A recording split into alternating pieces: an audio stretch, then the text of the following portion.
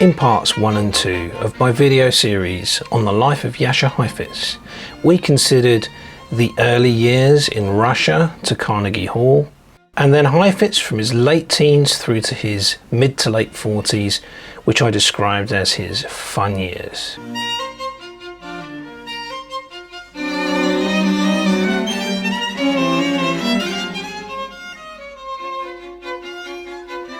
In this video, we're going to look at the next phase of Heifetz's life, his mature years.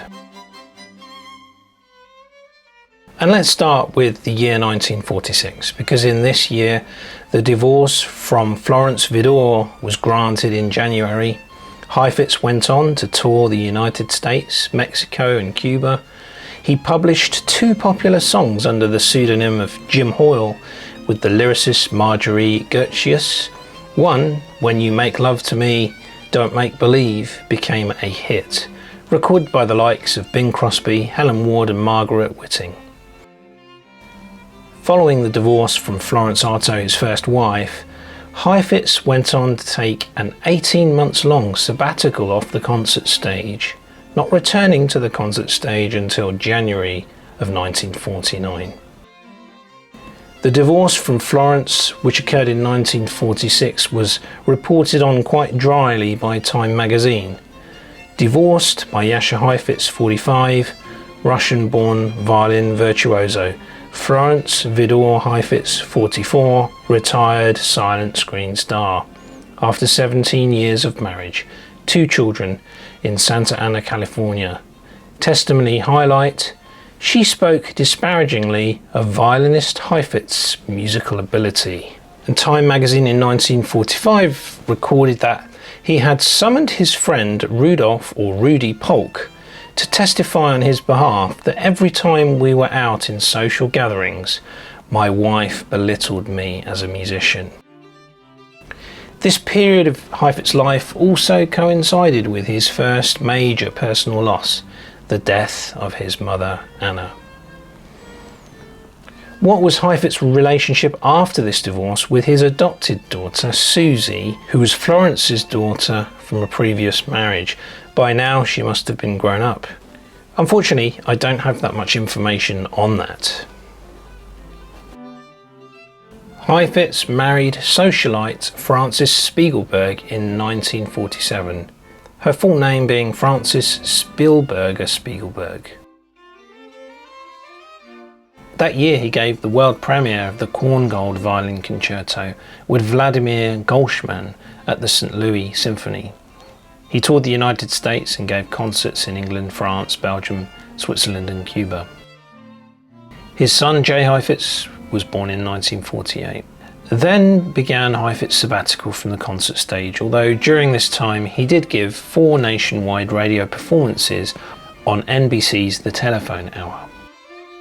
So who was Frances then? She was a society lady from New York who had also had a previous marriage with 2 children ending in divorce. She was one of the society ladies that Heifetz met, and eventually she managed to cast a spell on him. Decades later, Heifetz admitted that he had become infatuated with her. Florence was aware of the presence of a new woman in her husband's life, although it appears that she was willing to accord him the freedom to continue that alliance. She asked him, for the benefit of the children, not to walk away and break up the family, which is rather sad. The divorce from Florence nevertheless occurred in 1946. It might have come as a result of an ultimatum the new lady had imposed, something along the lines of "it's me or her," but this is not substantiated. Thus, Heifetz married twice in his life, each time for 17 years each. It seems that Florence from Houston was not Jewish. She was born Cobb, Florence Cobb. But it seems like his second wife was Jewish. That would mean that technically his first 2 children were not Jewish, since the mother was not Jewish if you apply the definition strictly. Now, Heifetz's second marriage would go on to fail as well in 1963, the year following his famed masterclasses that were recorded in black and white. So we're jumping forward a bit here, but in 1963, Time magazine reported that when violinist Jascha Heifetz, aged 61, returned to Beverly Hills from a business trip, he discovered that his wife Frances, 52, who had moved out of the house 8 weeks earlier, was back home again. But did she want a reconciliation? Not at all. She barricaded herself in her old bedroom with a "Do Not Disturb" sign on the doorknob. Involved somehow was Mrs. Heifetz's suit for a $3,750 monthly separate maintenance and child support, and Heifetz's counteroffer of $1,213, very precise. Heifetz fiddled while Mrs. Heifetz burned. Then after 3 days of residence, she departed without so much as a Happy New Year, said the violinist. It was a deliberate attempt to annoy me. There were allegations of overspending and that Heifetz Bentley was impounded due to debts incurred by Mrs. Heifetz in his absence. Eventually the commotion calmed down. Heifetz was alone again. There is a story I'd heard once from my teacher that Heifetz was practicing in his studio and his wife walked in and said, "I'm leaving," and that Heifetz was so preoccupied with his practice that he barely heard her, and he just simply said, "Close the door on your way out." But I haven't managed to find that story online since, so I don't quite know where he got that from. Perhaps read it somewhere, but it was perhaps one of these falsehoods spread about Heifetz to slander him, maybe. So did Heifetz regret any of his decisions? Decades later, with hindsight, Heifetz confessed that he might have made a mistake divorcing Florence. He described her as a lady with class and with some admirable qualities. It would be recalled that Florence had the courage and strength to abandon her professional career once the sound movies, the talkies, came about. Chinatown Nights of 1929 was her last film. Somewhere deep in his heart, Heifetz seemed to harbour respect and devotion for Florence. He visited her on a number of occasions in Los Angeles, and when she died in Pacific Palisades, Los Angeles in 1977, about a year or so after Heifetz's sister Pauline had also passed away, when this news about Florence's death reached him, apparently he cried and mourned. And during the intervening years leading to his own death, he expressed the wish to be cremated, like Florence, in the same crematorium. Indeed, he was. Apparently also as an old man, in rare moments of introspection, he would admit that both marriages might have been a mistake. As a highly successful musician, fully devoted to his art and constantly on the road, he should have never married or tried to raise a family, he ruefully confessed. It would appear perhaps that he was torn between the two ways of life and had twice tried to accomplish both. Dare I say that in his era that he lived in when he was young, he lived a rock star kind of life. We are, as Heifetz admirers, perhaps selfishly so, grateful that he did in fact put his art first ahead of his family, because that's how comes we've got this wonderful legacy of who Heifetz is and treasure trove of recordings and all the events of his life that we are aware of. But of course, to a greater or lesser extent, he was forced to sacrifice family in order to achieve that, and that is a difficult dilemma that he faced. After the second divorce, there's no evidence that Heifetz had any further relationships, but he certainly enjoyed female company. So following his second divorce, the feminine influence kept manifesting itself mostly through housekeepers. These came and went at a fast pace. He hired and dismissed them frequently, particularly later in life when his assistant, Agus, was in charge of these duties. Interestingly, in spite of his seemingly equivocal attitude towards the fair agenda, Heifetz was similarly surrounded by a number of professional assistants, but exclusively females, during his teaching career. And we can mention names such as Claire Hodgkins, Yukiko Kamei, Sherry Kloss, and Ake Agus. All of these fulfilled that role. So the reasons for the sabbatical that Heifetz took until 1949, a combination of reasons. The exhausting schedule of Heifetz during World War II, where he was travelling the world playing for the troops, his divorce and remarriage, the death of his mother, the birth of his son Jay. Ultimately, with the legendary recordings that would follow this period, this sabbatical must have been worthwhile. And to call out some works that Heifetz premiered during this period of his life, in 1947 he premiered Erich Wolfgang Korngold's Violin Concerto with the St. Louis Symphony Orchestra under Vladimir Grossman on February the 15th, 1947. He also premiered the Miklos Rosa Violin Concerto in 1956 with the Dallas Symphony Orchestra. Walter Handel was the conductor. And in 1955 he gave the premiere of the revised version of Ernest Bloch's Violin Sonata No. 2, the Poème Mystique, which he had worked on with the composer. The Poème Mystique is played on February the 18th in New York by Jascha Heifetz and Brooks Smith. All of the press believes that it is a premiere of this work, in fact neglected for 30 years. Emanuel Bai had been Heifetz's piano accompanist up until 1952 when he suddenly decided to retire, and Brooks Smith became his new piano accompanist. After auditioning a number of candidates, Heifetz decided on Brooks Smith. This is around 1953 or 1954. Let's step through some key events then from 1949 onwards. In 1949 he resumed touring with concerts in the United States, Canada, England, France and Cuba. He gave a series of trio concerts with pianist Arthur Rubinstein and cellist Gregor Piatigorsky at the Ravinia Festival in Chicago. More on that later. And was granted a patent for the Heifetz mute, developed with Henrik Kasten.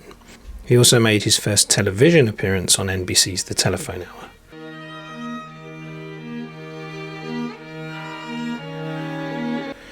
In 1950 he toured Israel and the United States and worked with Benjamin Britten on revisions to his violin concerto, but never publicly performed the work. In 1952, an interesting series of photos were taken of him performing with a light bulb attached to his bow. This photography project represented a meeting between two great talents of the 20th century. The famous violinist Jascha Heifetz became the subject of light paintings by photographer Gjan Mili in 1952. For his series, Mili attached a light bulb to a bow and asked the violinist to play in a darkened studio. This is how the impressive footage of the bow dance came about. In 1953, Heifetz returned to Israel for another tour, but was attacked by a man wielding a metal pipe for daring to play the Violin Sonata by Richard Strauss, whose music was then banned in Israel. Heifetz had stubbornly refused to remove it from his programme and vowed never again to return to Israel, although he would finally return, in fact, in 1970. Heifetz made at least 4 trips to Israel that we know of in total. His first trip was around 1926. After that, a hall was built in Tel Aviv in 1931 called the Jascha Heifetz Hall, which I believe Heifetz donated to, though sadly I don't think this hall stands any longer. Of course, at that time, this was Palestine, not Israel. His second trip was in 1950. His third visit came in 1953, and it was during this visit that Heifetz played the Strauss Sonata against public uproar and ministerial intervention to dissuade him from doing so. On April the 16th, after a Jerusalem recital, he was assaulted and hit with an iron bar by an unidentified youth, in an attempt to incapacitate the violinist from further playing. He incurred an injury to his right arm. The attacker was never apprehended, but according to Arthur Wexler-Vered's biography, Heifetz asked one of the men who was with him at the time, who had a pistol, to open fire on the attacker as he fled. He obviously missed though. Interestingly, his son Robert was accompanying him on this tour in 1953. Shortly after this event, Heifetz departed Israel, vowing never to return. Eventually, though, he got over it and did make a return trip, a final trip with Piatigorsky in 1970.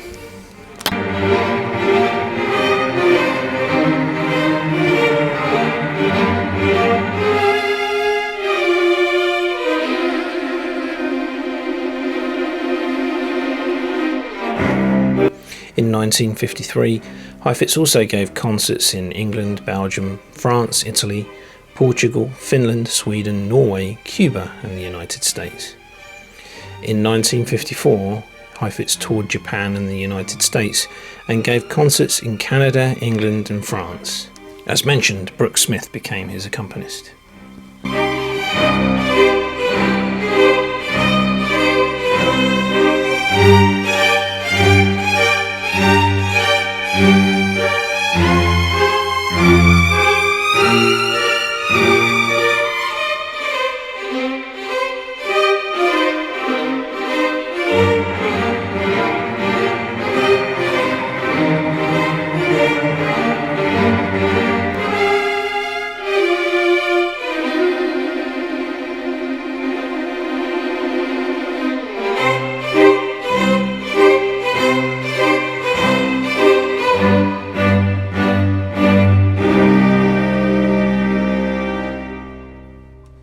In 1954, Heifetz toured Japan and the United States and gave concerts in Canada, England and France. Brooke Smith became his accompanist. In 1955, Heifetz gave the premiere of the revised version of Ernest Bloch's Violin Sonata No. 2, the poem Mystique. In 1956, he gave the world premiere of the Rosa Violin Concerto. In 1957, he was named a commander of the French Legion of Honor. In 1958, he taught his first experimental masterclass at UCLA and gave his last radio broadcast on the telephone hour. In 1959, he was appointed a Regents Professor of Music at UCLA. He slipped on the floor at Nathanau's Delicatessen in Beverly Hills and fractured his hip. A subsequent infection nearly killed him, but he accepted an invitation from Dag Hammarskjöld, the Secretary General of the United Nations, to play at the Human Rights Day concert in the UN General Assembly Hall in December. In 1960, he returned to the Hollywood Bowl with Leonard Bernstein and the New York Philharmonic. In 1961, he won the first of 3 Grammy Awards. The others came in 1962 and 1964. From the National Academy of Recording Arts and Sciences, he gave a series of Heifetz Piatigorsky chamber music concerts in Hollywood, California, with violist William Primrose and other guest musicians. In 1962, he was appointed Professor of Music at the University of Southern California's Institute for Special Musical Studies, where a series of his master classes were filmed.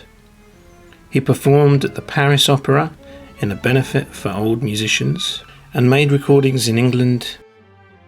He also divorced Francis Spiegelberg and gave a series of Heifetz Piatigorsky concerts in San Francisco with the pianist Leon Fleischer and other guest musicians. During 1962, when the USC Masterclass series was filmed, this included students Eric Friedman, Adam Han-Gorski, Elizabeth Metesky, Claire Hodgkins, Varajan Kojan, Carol Sindel and pianist Brooke Smith. In 1963, public television aired the Masterclass films. He performed the Brahms Double Concerto at the Hollywood Bowl with Piatigorsky and the New York Philharmonic, conducted by Leonard Bernstein, and gave a series of Heifetz Piatigorsky concerts at the Scottish Rite Auditorium in Los Angeles. In 1964, he returned to Carnegie Hall for the first time since 1956 for a series of Heifetz Piatigorsky concerts, and he played the Beethoven Concerto at the opening of the Dorothy Chandler Pavilion in Los Angeles with Zubin Mehta and the Los Angeles Philharmonic. Fun fact, my violin teacher Ron DeLima was in the same school class as Zubin Mehta in India back in the day. In 1965, Heifetz gave a series of sonata recitals with Lillian Steiber at USC. In 1966, he gave his last concerts at Carnegie Hall, including a recital, an evening of chamber music and concertos, the Koelman Violin Concerto and the Brahms Double with Piatigorsky. In 1967, he converted his Renault passenger car to an electric vehicle as part of an effort to combat air pollution, and he also performed with the Israel Philharmonic at the Hollywood Bowl.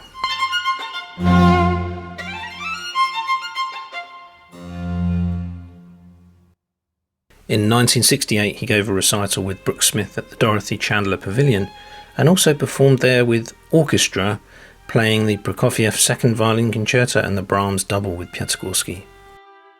In 1970, he finally returned to Israel.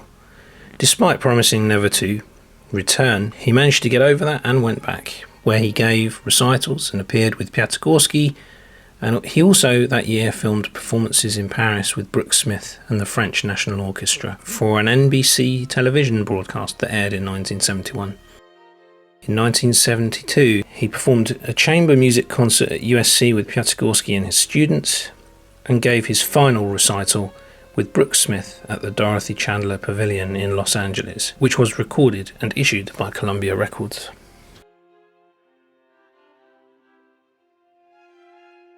1974 saw him give the last two public performances at USC with Piatigorsky and students. In 1975, a shoulder injury ended his public performing career, but he continued to play chamber music with students and friends for the rest of his life. In 1977, he agreed to serve as an honorary vice president of the International Castelnuovo Tedesco Society. In 1978, he transcribed two excerpts from Prokofiev's Music for Children, Opus 65, which he published in memory of Gregor Piatigorsky. In 1983, he stopped teaching at USC but continued to teach privately. In 1987, he died on December the 10th at Cedars-Sinai Medical Center in Los Angeles following complications from a fall. In 1989, he was posthumously awarded the Grammy Lifetime Achievement Award from the National Academy of Recording Arts and Sciences.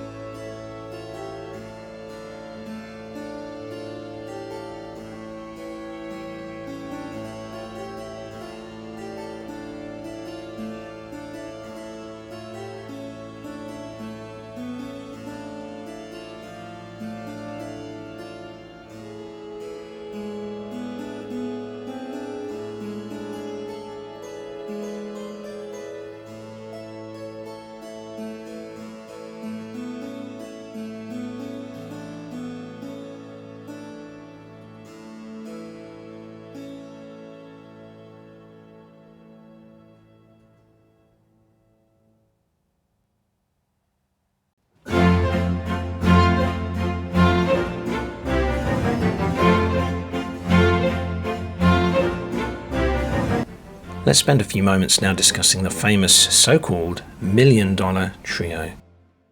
This was comprised of Artur Rubinstein, Gregor Piatigorsky, who replaced Emanuel Feiermann, who had died in 1942, as Heifetz's main cellist, and of course the man himself, Mr. Jascha Heifetz. Three of the world's most formidable musicians. They gave a series of chamber music concerts at Chicago's Ravinia Park and drew huge admiring crowds. Indeed, the newly formed threesome was so successful that one critic referred to them as the $1 Million Trio. They went on to record a substantial quantity of chamber music together. And the $1 Million Trio has been described as producing a lustrous, pooled string tone. The rehearsals took place in 1950, mostly at the home of clarinetist Max Epstein. And apparently they became opportunities for Rubinstein and Heifetz to engage in personality clashes. Phrasing, tempo, and any other aspect of music interpretation became grist for their growing feud, and their quarrels became so rancorous that the rehearsals sometimes ground to a halt while the two artists cooled off. They had a celebrated but short life, therefore.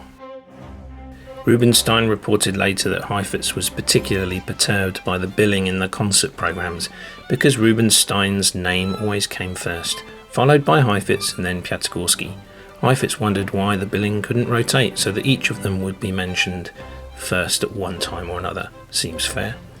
I don't mind, Rubinstein supposedly replied, but as far as I know, all trios are written for piano, violin and cello, and traditionally one advertises the names of the players in exactly that order, as per the order of the instruments.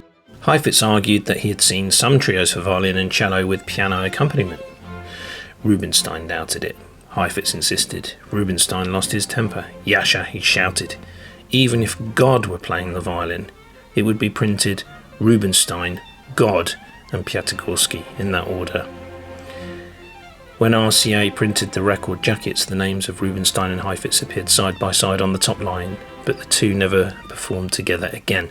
Notice how Piatigorsky, the more peaceable of the three, wasn't bothered about his name being last. And note as well that Heifetz's fee for a concert around 1950 was $9,500 per concert on average, which was higher than the other two artists. Rubinstein wrote an autobiography and also discussed his life with Axelrod, who wrote a biography on Heifetz, and he claimed to have taught Heifetz about life. Apparently he once took Heifetz to a place where there was an opportunity to have sex with women, perhaps a high-class brothel or orgy, but Heifetz refused to participate, showing his moral fibre. And according to Axelrod's book, page 616-7, Rubinstein said, "I know every violinist worth knowing, and Heifetz is the worst man I ever met. He's a great musician, but absolutely awful as a person." Many of their problems stem from the fact that they were very different personalities, as is illustrated when Rubinstein recounts in his memoirs taking Heifetz to what was in effect an orgy. Heifetz was extremely uncomfortable, and Rubinstein wrote, "I was highly amused, but Jascha Heifetz almost fainted. He begged me to leave." And we can read this account in Axelrod's book, page 616. "The three of us had dinner, after which the sculptor took us to his atelier, covered us with nasty paint, and commanded us to go home, remove our clothes, shoes and all, put on some sandals, he lent us 2 pairs, and pin some cloth around our middles with safety pins. Heifetz, who needed help, came with me to my home while François helped both of us get ready for the ball. We left in a taxi for the Salle Wagram. Approaching the hall, we saw yelling ancient Romans who had evidently already nipped various alcohols, arriving from all directions, some of them in open carts, scaring innocent passers-by. We entered the hall after 2 powerfully built students of the Beaux-Arts had looked our cards over carefully. We were astounded to hear that a Meister Rothschild was thrown into the gutter when he insisted on being let in. The huge hall was packed. There was a round platform in the centre. The girls, mostly models, were in flimsy tunics which accentuated their nude bodies to advantage. A blaring band played one-steps, waltzes, javas, but to no avail. The dancing couples simply clanged to each other in tight embraces, ignoring the tune and rhythm without shame. The progress of the night led to a sequence of licentious behaviour. Many tunics were left in an improvised wardrobe in a box of the gallery. The dancing changed into other exercises executed with art to the finish. It was a Roman orgy, all right, but I think that the imagination of the Parisian students surpassed that of the ancient Romans they chose to emulate. Heifetz, slightly terrified, kept his eyes wide open when he saw a lovely model being on the platform by two enterprising students who of course were pretending. He was all ready to go home, afraid of the police arriving to arrest the perpetrators of the crime. I calmed him down and took him to the wardrobe box, where they also served some black coffee. There a strange scene took place. A woman in her 40s in charge of the wardrobe was willingly having her virtue by at least half a dozen brave amateurs. I was highly amused, but Jascha Heifetz almost fainted. He begged me to leave towards 6 in the morning, and we found ourselves in the street. So it looks like Heifetz, although he liked to have fun, did not enjoy those kind of eyes wide shut scenarios and was horrified by them. Good for him. And we of course want to mention that famous masterclass that was televised in 1962 in black and white, directed by Nathan Kroll. And there was in fact an earlier masterclass in the 1950s, I believe.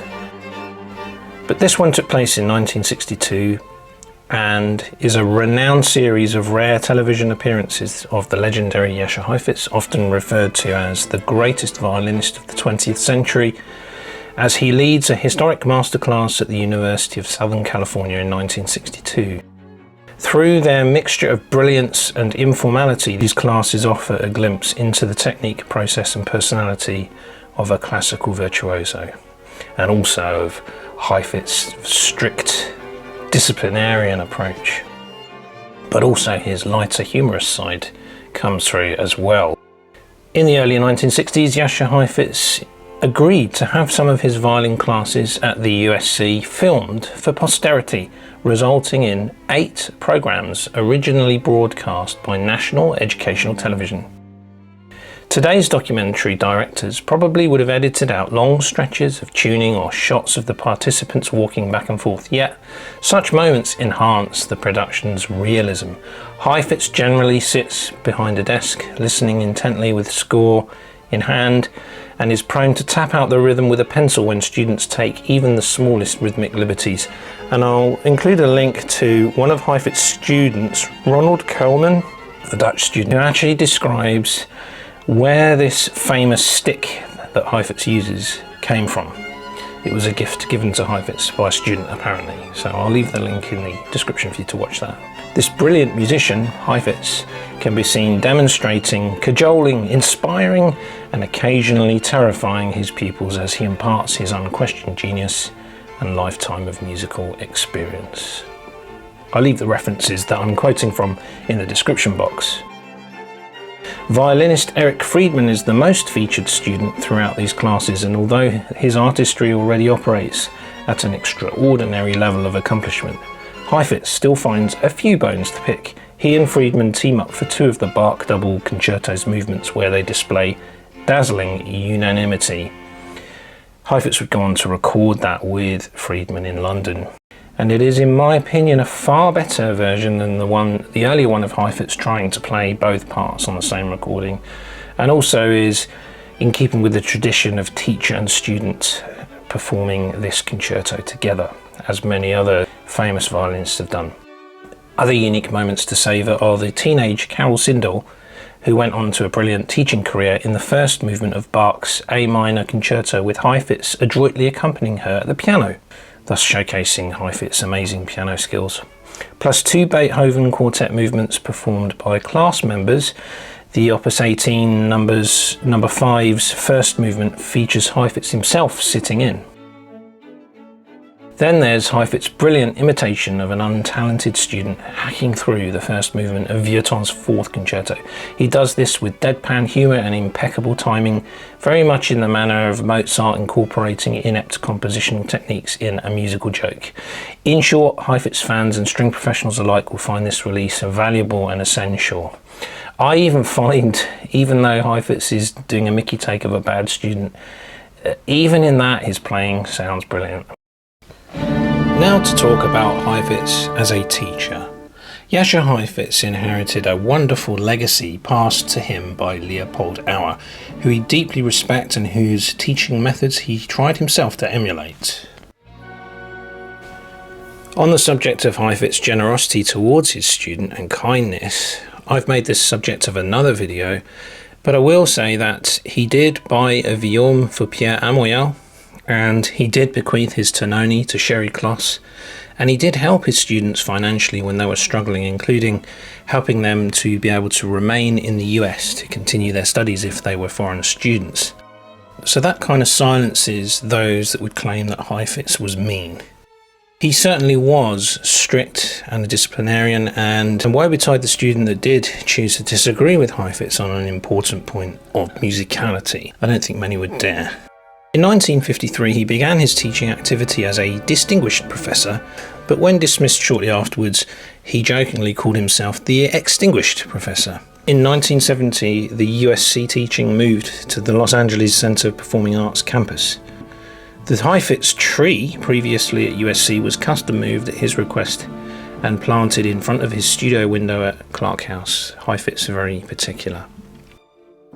While rehearsing for a recital with pianist A.K. Gus, he dislocated his right shoulder tendon and underwent surgery which was only partially successful. Thereafter, Heifetz was only able to play the violin with some difficulty, and no further public recitals were possible. Dwindling numbers of students forced him to place a large ad in the New York Times to attract new prospects. Is that what caught the attention of Ronald Koelman, for example? In his later years, Heifetz had become a dedicated teacher and a champion of causes that he believed in. He made great efforts to learn foreign languages that his students typically spoke, including some languages of the Far East. He led efforts to establish 911 as an emergency phone number and crusaded for clean air. He and his students at the University of Southern California protested smog in LA by wearing gas masks. How dare you! And of course there was his famous Renault vehicle that he converted into an electric vehicle in 1967. Alas, he was too early for the Tesla, but he must surely have been amongst the first in Los Angeles to drive an electric car. In 1983 Heifetz resigned from USC. He continued to teach at his home studio in Beverly Hills, but following a flood, he sold his Malibu beach house. Sherry Kloss relates, I was the subject of Jascha Heifetz teaching as a member of his class during his last years of masterclasses at the University of Southern California. He taught us his own personal beliefs and methods, including a regular regime of warm-ups, scales, etudes, and vibrato exercises, the resolution of technical passage work, the discovery of colours, sight reading, especially the Martinu etudes rhythmique, chamber music including duos, quartets, quintets, and piano trios, viola and piano skills. A well-rounded out musical education indeed. A.K. Gus says of Heifetz's teaching, well, if Heifetz had a method, it was probably the one he learnt from Auer. Agus says, we all tend to emulate the teachers who make the biggest impact on us. Gwen Thompson-Robinow, a violinist who contributed an article to the Strad magazine, is not quite as complimentary of Heifetz's teaching methods as perhaps some other students are. She says that the great violinist was an inspirational teacher, but not always kind or reasonable, remembers former student Gwen Thompson-Robinow. In an extract from the Strad September 2018 issue, she says that she was one of 5 violinists accepted into Heifetz's class in 1969. Heifetz was obsessive about appearance, as he made clear to Gwen from the outset. The first time I played to him, he said, from the neck up and the knees down, you're fine. At the time I was around 22 and weighed 220 pounds. He asked me, do you want people to feel sorry for you when you walk on stage? Because people listen with their eyes. Although that sounds harsh, and that's quite a harsh way to talk to a woman, he was thinking about his students' performing future, wasn't he? And that's perhaps why he valued appearance so much and was willing to dish out some tough love, so to speak. Heifetz taught the violin extensively for a number of years, holding masterclasses first at UCLA, then at the University of Southern California, where the faculty included renowned cellist Gregor Piatigorsky and violist William Primrose. His teaching studio can be seen today in the main building of the Koelman School in Los Angeles, where it has been preserved and serves as an inspiration to the students there. Some of the standout students of Jascha Heifetz include the likes of Ronald Koelman, Eric Friedman and Pierre Amoyal, amongst many others.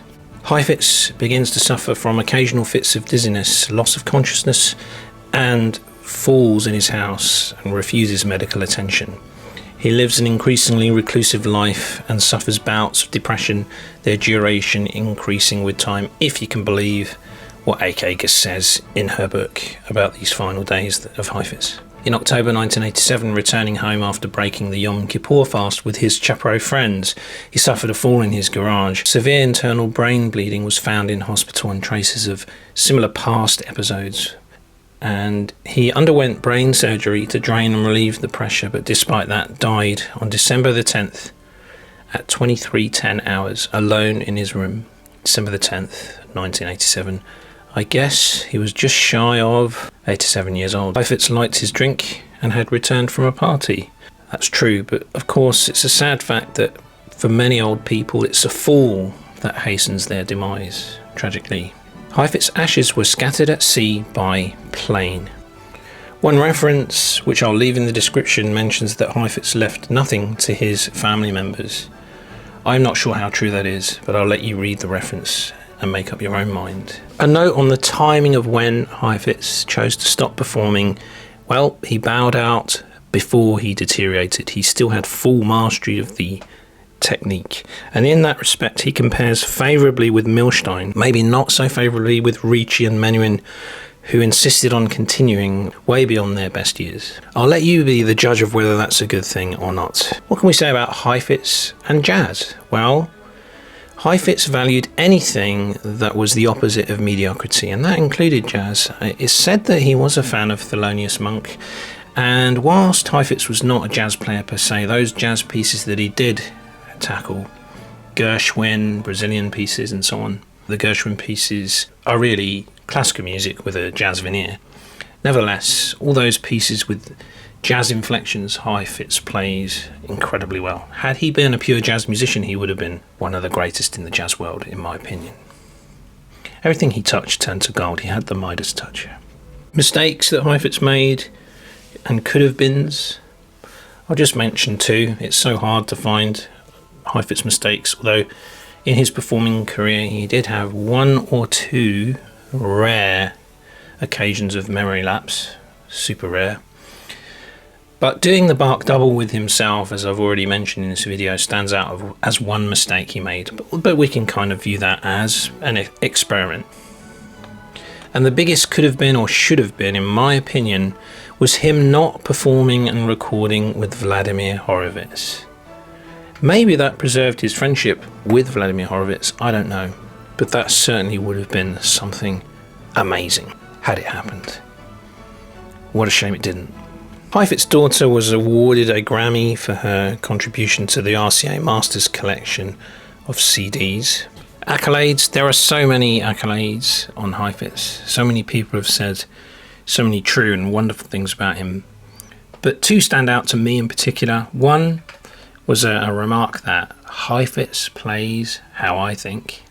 I think many of us can relate to that. And that when you heard Heifetz, it was like listening to white heat. Heifetz is known to have held some legendary parties for his students.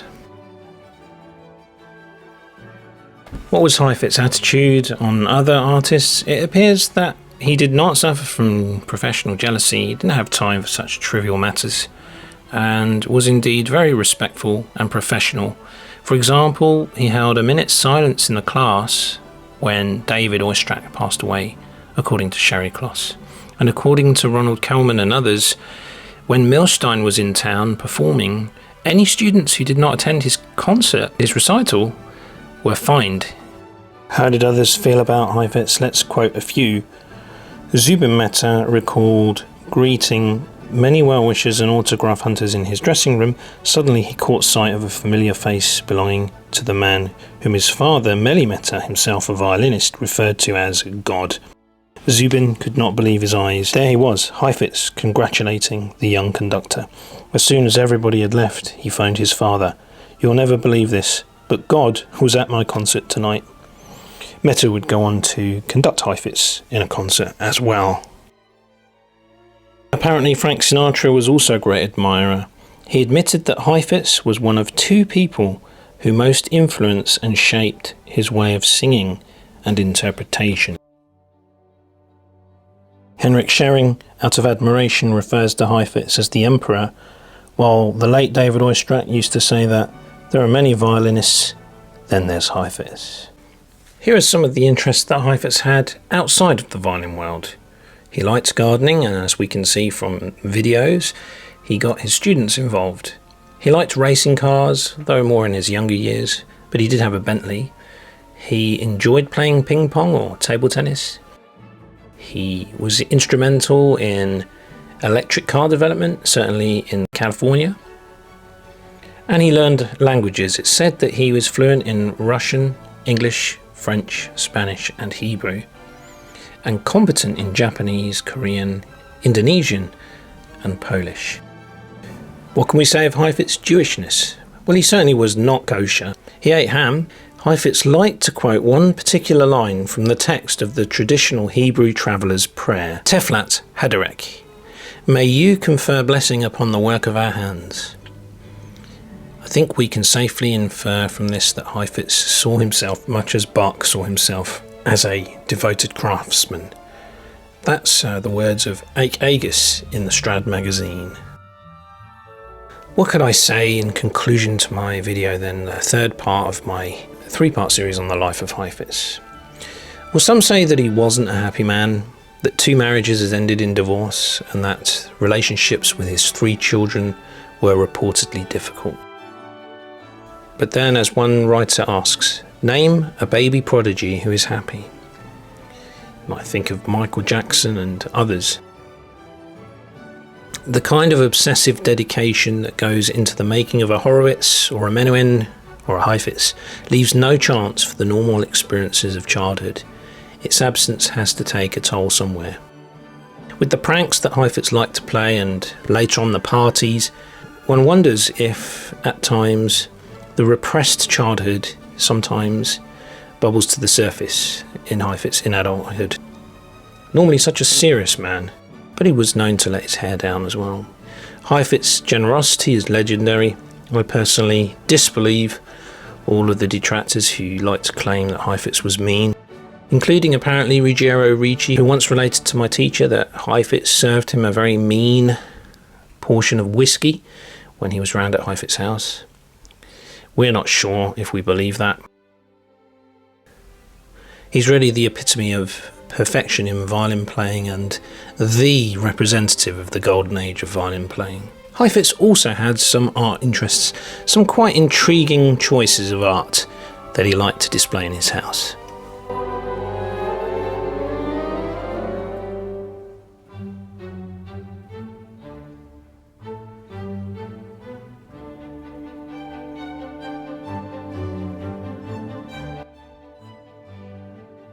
Let's conclude with a few Heifetz quotes, some of them quite famous. If I don't practice 1 day, I know it. 2 days, the critics know it. 3 days, the public knows it. Criticism does not disturb me, for I am my severest critic. Always in my playing I strive to surpass myself, and it is this constant struggle that makes music fascinating to me. We continue learning every day of our life, but for some of us, too much formal education can result in getting nowhere by degrees. Music has a lot in common with mathematics, but in music, 2 and 2 need not make 4. They add up to whatever you wish. I feel strongly that every child, not just the musically gifted, should receive some musical instruction. If you're a parent with young children, take note of those wise words. There's no such thing as perfection. You establish a standard, then you find out that it's never good enough. When I play a piece well, I always hope that I'll play it better tomorrow. Heifetz was not well known for listening to his own recordings, by the way. I play works by contemporary composers for 2 reasons. First, to discourage the composer from writing anymore, and secondly, to remind myself how much I appreciate Beethoven. An artist requires the nerves of a bullfighter, the vitality of a nightclub hostess, and the concentration of a Buddhist monk. That quote I got from Wexler Vered's book on page 89. I would add that a violinist of Heifetz's calibre is an Olympian. And finally, let's just make a comment on the Heifetz Myers-Briggs personality type. You can find out more about that on 16personalities.com if you're interested in that subject. Some people, including a psychiatrist that I know, dismiss the Myers-Briggs and say that you can actually cut across several different personality types. Personally, to me, it makes a lot of sense. And so I just happened to Google Jascha Heifetz personality type, Myers-Briggs personality type, and it came back with INTJ. From all the evidence I can glean and based on my own observations, this certainly does fit with Heifetz's character. I too am an INTJ, as it happens. The INTJ personality is commonly known as the architect, who has a pioneering spirit. When we consider some architects or INTJs, some famous ones, we can cite Friedrich Nietzsche, Elon Musk, Christopher Nolan amongst others, Arnold Schwarzenegger, even Gandalf the Grey. And if you look at the 16personalities.com link, I'll put it in the description box, you can see that INTJs have a thirst for knowledge. They're not known for being warm and fuzzy. They tend to prioritise rationality and success over politeness and pleasantries. In other words, they'd rather be right than popular. Many common social practices, from small talk to white lies, may seem pointless or downright stupid to them. As a result, they may inadvertently come across as rude or even offensive when they're only trying to be honest. At times, people with INTJ personality type may wonder whether dealing with other people is even worth the frustration. We can see that later in life, Heifetz did retreat into his shell a little. Apparently, INTJs are highly likely to experience divorce because they're often misunderstood. I had initially thought that it was his wives who left him, but in Heivetz's case, I think certainly he left Florence, and with his second wife, I guess the feeling was mutual. He did walk out on Florence. He didn't exactly walk out on Francis. People with the INTJ personality type are full of contradictions. They are imaginative yet decisive, ambitious yet private, curious yet focused. From the outside, these contradictions may seem baffling, but they make perfect sense once you understand the inner workings of this personality type's mind. For these personalities, life is like a giant game of chess. Looking at strengths and weaknesses, their strengths, they are rational, informed, independent, determined, curious, original. Their weaknesses, they can be arrogant, dismissive of emotions, overly critical, combative, socially clueless. I mean, Heifetz had a very active social life when he was younger, but he did retreat into isolation much more when he was older. So that completes my 3 videos, my series on the life of Heifetz. I sometimes wonder if he would much care for people dissecting his life in this way, but for those of us who are his admirers, every little aspect of his life is of interest. Importantly, we certainly don't want him to be forgotten, and it really doesn't look like there's any chance of that happening soon, thankfully.